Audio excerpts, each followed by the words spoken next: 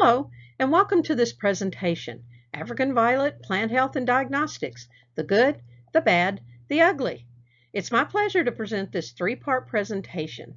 I'm an advocate for public outreach and education with hope the information presented will be found educational and useful as you too do what you love, gardening and growing and showing African violets and other gesneriads. This three-part presentation series can be viewed separately at your own pace. Slides contain audio and video or audio, which is activated by clicking on the associated icon on each screen. Screen video, audio, or audio can be repeated at your convenience just in case you wish to hear it again. Use your up and down or left and right arrows to navigate through the slides. And thank you again for your interest and enjoy the presentations. This is part 3 of my three-part presentation titled African Violet Plant Health and Diagnostics, the Good, the Bad, the Ugly, a Journey into the Microcosmic World of AVs. Hello, this is Glenda Williams and welcome to my world of African violets. I'm a native Texan residing in McDade, Texas, a gardening enthusiast, and I've grown African violets and other gesneriads since the 1970s. I have a bachelor's degree in industrial technology from the University of Houston with 42 years in the information technology industry. After retirement in 2016, I am now living the life I truly love, gardening, growing, and showing African violets and other gesneriads, as well as owning my own small nursery business. I am the owner of Glenda's House of Violets and an AVSA commercial vendor. I'm affiliated with the African Violet Society of America, the Lone Star African Violet Council, the First Austin African Violet Society, the Central Texas Judges Council, the Austin Area Garden Council, and I am a senior AVSA judge. I'd like to start with a small disclaimer that I am a grower and small nursery owner. The information available in these presentations was collected over my many years of growing and learning about plant biology. I have specialist certification through the Texas Master Gardener Program as a volunteer plant health and diagnostics educator. My certification training focused on enhancing my skills to provide public education and outreach on the topic of plant health and diagnostics. In essence, I teach people how to perform research to identify plant health problems. I am not a certified entomologist, plant biologist, or a certified diagnostician. I value and rely on industry experts and educational resources to provide valuable information needed and requested by the growing community in my capacity as a volunteer diagnostics educator resource for my county extension agent. Thank you. African Violet Plant Health and Diagnostics, the Good, the Bad, the Ugly. So what's good? Growing African violets, of course. What's bad? All those bad actors just waiting to create havoc and chaos in your plant room. What's ugly? Watching what happens when you don't pay attention to what's going on. So, do you know what's going on in your plant room? Part 3, a journey into the microcosmic world of African violets. In this presentation, we will cover the following topics: a quick overview of definitions, plants, parts, and biology, followed by a walkthrough of a short list of diagnostic tools of the trade you will need when performing your investigation of a plant health issue. Then, we will get up and close and personal with some African violets as we journey into the microcosmic world of African violets. The following are definitions that will be used in this presentation. Please take a moment to review before proceeding to the next slide. Petals, flower bud, flower stem or pedicel, leaf stem or petiole, style, stigma, anthers, sepal, stomata, trichome, and epidermis. Now let's take a quick look at plant parts. Please take a moment to familiarize yourself with the AV plant parts in these diagrams. You can refer back to this slide if needed to refresh yourself with the AV plant parts that will be discussed in further detail in each of the microcosmic videos. Now let's take a quick refresher on basic plant biology. Please take a few moments to familiarize yourself with this basic plant biology illustration. Please note the location of 3 key areas we will focus on in this presentation: the epidermis, the trichome, the stomata. You can refer back to this slide if needed to refresh yourself with any references to basic plant biology that will be discussed in each of the upcoming microcosmic videos. Let's talk for a moment about some important items a person should have in their toolbox to better assist you with your investigation into a plant health issue. Of course, we must have our regular toolkit that contains items such as an X-Acto knife, a sucker plucker, tweezers, a brush, small scissors, granular pesticides such as 1% Marathon, a water bottle, paper towels, and good lighting at your workstation. There are other items you may have in your toolkit, so please feel free to add them in along with these items just listed. You will also need a tool that provides some type of magnification to be able to do up-close inspections. Several items are available, such as a jeweler's loupe, magnifying glass, and digital microscope.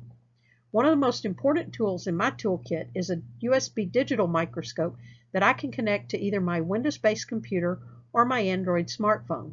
I found this handy-dandy do-it-all microscope about 3 years ago, and when it arrived, I thought I had died and gone to heaven.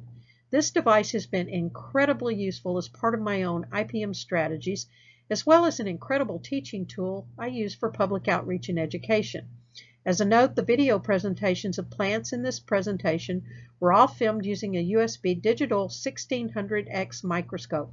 If you don't have one, I highly recommend you find one and add it to your own personal toolkit. It will become one of the most valuable tools in your arsenal of weapons against plant diseases. The journey into the microcosmic world of African violets begins. The remainder of this presentation will be a series of videos captured with the assistance of my USB digital microscope. They should provide an assortment of interesting views of leaves, buds, blossoms, crowns, soil, and other interesting things that were observed during their recording. The very last video, I believe, is the most fascinating I've ever recorded. You will get up close and personal with a western flower thrips as he makes his final death march after treatment with a pesticide. Let the journey begin. This video begins with a look at the landscape of the top of a leaf, or epidermis. This landscape is green, as is the color of the top of the leaf. As the microscope pans across the epidermis, you can see trichomes which look like hair that have sections. The base of the trichomes is a green dot. Isn't this amazing to see the plant hair on the top of a leaf? Also, in the case of a red leaf, you'll see the same green color, which I found quite surprising. In this video, we will look at the bottom of a light green leaf. When the video starts, we are looking at a vein and trichomes. The video then moves and focuses in on the stomata. Stomata are openings on the bottom of leaves that allow for gas exchange and allows for evaporation of water from plant tissues. Stomata open and close as needed to regulate all the actions necessary for the photosynthesis process. Trichomes also play a very important role. Trichomes are fine epidermal outgrowths or appendages on plants that look like hair. They are a plant's main defense against insects. They produce chemicals in their glandular tip that can deter feeding, and they can also physically prevent insects from reaching and feeding on leaves.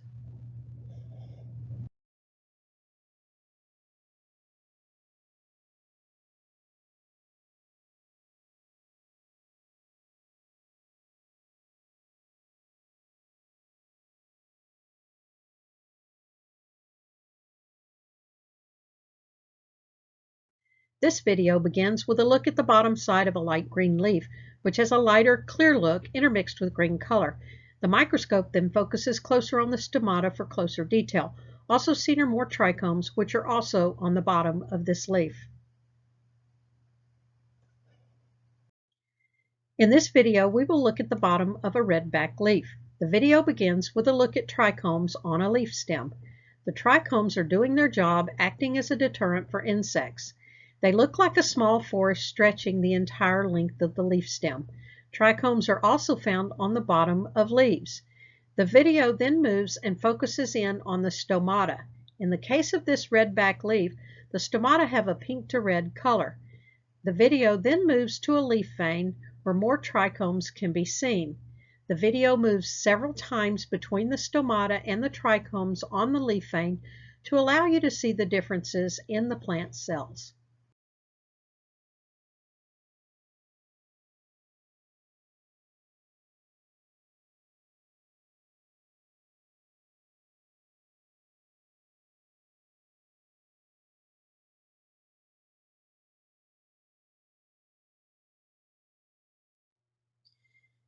In this video, we will look at the top of a variegated leaf. The video begins with a look at the top epidermis of the leaf, beginning at the edge where the variegation is present. The epidermis contains tissues that are green and clear with a light pink color. Also seen are the trichomes on top of the epidermis. As the microscope scans across the epidermis landscape, you can see the modeling effect of the variegation. The video covers several flat areas of the epidermis landscape to provide you with a better view of what variegation looks like up close. In the case of the light color cells, these are healthy tissues as indicated by the healthy look of the trichomes. In this video, we will look at the bottom of a variegated leaf. The video begins with a look at the bottom of the leaf where the stomata are found. As in the case of the redback leaf, the color of the tissues is mostly clear. Also, you can see some darker areas of color in the stomata, which is the underside of the green epidermis on the top of the leaf. The video scans across several areas of the stomata where these darker variations can be seen. This video starts with a look at tissue damage on the leaf top epidermis that was caused by leftover residue from a pesticide spray. The gold colored tissues seen are the damaged tissues. The green colored tissues are the unaffected tissues. As you can see, the tissue damage turns the tissue necrotic, giving it the gold, lifeless color. In this video, we will explore the world of our African violets located where the bottom of the crown enters the top of our growing medium. The growing medium we use for our African violets is commonly referred to as a soilless mix. It does not contain sand, which of course if it did, would then make it a soil mix. Our basic soilless mix will contain organic matter, usually ground sphagnum moss, perlite, and occasionally vermiculite. Each grower will adjust their basic soilless mix using other soil amendments such as worm castings, bat guano, dolomite lime, mycorrhizal fungi, and/or dried molasses, to name a few. There are many variations of soil mixes, so it's best to study your cultural environmental factors to select or mix a variation that will work for your specific growing conditions. The video located several gold-layered chunks, which is vermiculite. Vermiculite holds water, so it's used as a soil additive when additional moisture is needed in your soilless mix. Also seen in this video are several chunks of sparkly white porous material, which is perlite. Perlite is very porous and has air pockets and should be used as a soil additive when you need more air and less moisture. The best thing from this video is there were no unwanted pests identified crawling around the crown of this plant.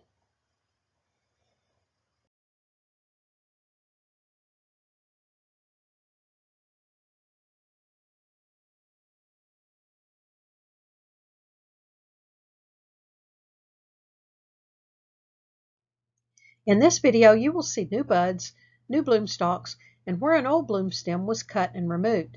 New buds and bloom stalks are heavily covered with trichomes to protect them from insect activity. Also, the intervascular system of a bloom stem where it was cut can be clearly seen.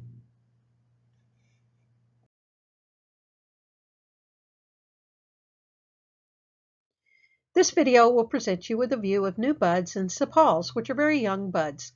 You will view the buds and sepals, then look down the bloom stem to where it joins the crown.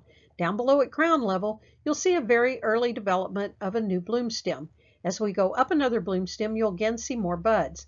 Then the microscope will scan over to a dark purple bloom where you can see the African violet reproductive organs. You will see the anthers, the style, and the stigma. The microscope will then scan over to another dark purple bloom where again you can see more AV reproductive organs. In this view, the anthers can be clearly seen, followed at the end with a close-up of the stigma.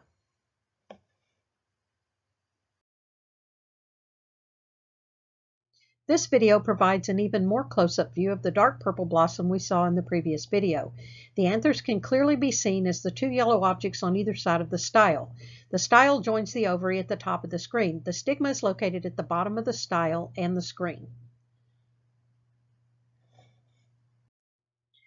In this video, we will look at a white blossom with a pink throat. The first thing we see is the epidermis located on the top of the blossom in the pink color area. As the microscope zooms in, you can then see what happens to be a malformed style and stigma. The microscope then moves to a really good view of the ovary, the anthers, and the style. The microscope then pans around the area of the reproductive organs, providing several good views of the anthers and ovary. Later in the video, the microscope provides a great scan of where the pink shading in the bloom fades into the white. How interesting it is where this color fade happens, always seen as the sparkly epidermis of this bloom.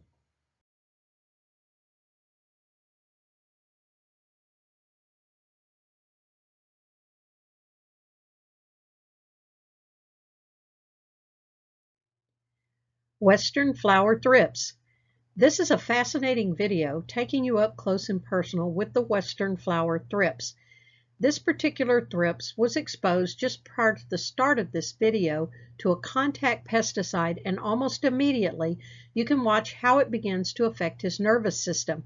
Watch how he wipes his legs around in sweeping motions as if attempting to swim out of the noxious, toxic pesticide residue that's now on the bottom of his body.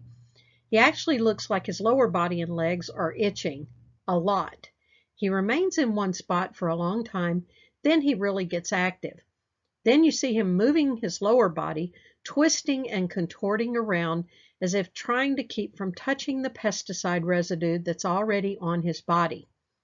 Shortly after all the twisting starts, he wildly beats his wings several times as if trying to blow the bad pesticide away.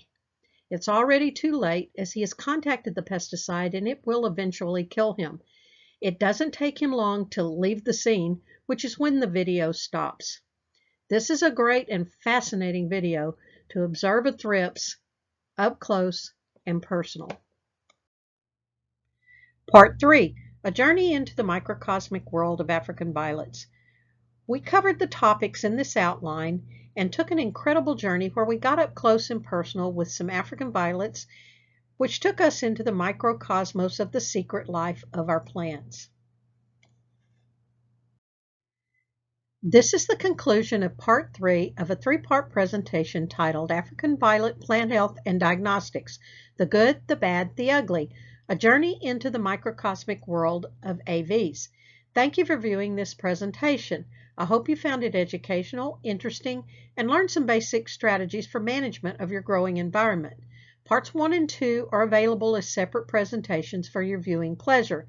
In Part 1, Integrated Pest Management, IPM, you were introduced to an overview of IPM and its associated strategies for management of any havoc or chaos you may be experiencing in your plant room. Part 2, AV Plant Health Problems, continues the presentation with more detail about plant problems experienced by African violet and other gesneriid growers.